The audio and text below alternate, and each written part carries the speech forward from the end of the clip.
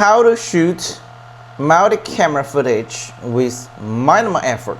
As we all know, many tutorials on video production tell us that to create high-quality videos, we need to combine various shots and use different framing concepts that are standard in film and television. However, if you try to apply these methods to daily vlogs or travel videos, you will find them largely impractical. The reason is that in scripted or studio-style videos, everything is repeatable and controllable, such as a creator brewing coffee, washing fruit, or reading at home. But when you are out and about, especially with traveling, many events are unpredictable and you simply don't have the time to set up multiple angles and shots. Even if you force it, you will end up spending most of the time positioning gear and adjusting compositions, which significantly detracts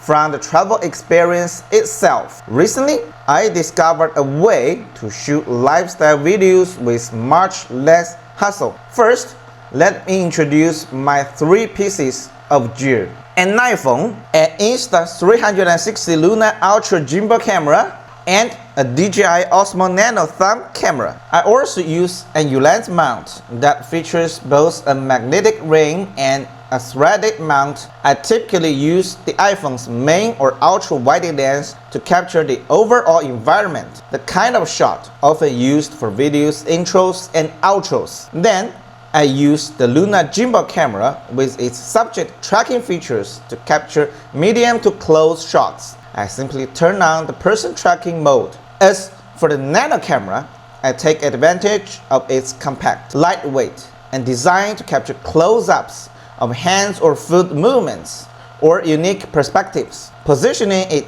to the camera body itself stays out of the wide-angle shot. Once you get used to this workflow, you can perform an action just once and obtain footage in 3 different framing styles. During editing, you can cut the sequence so the action starts and ends with a wide shot, while the middle section features medium shots and close-ups. For scenarios where time is limited, like traveling or food blogging, this approach drastically reduces filming time, allowing you to actually enjoy the experience rather than being constantly distracted by the act of filming.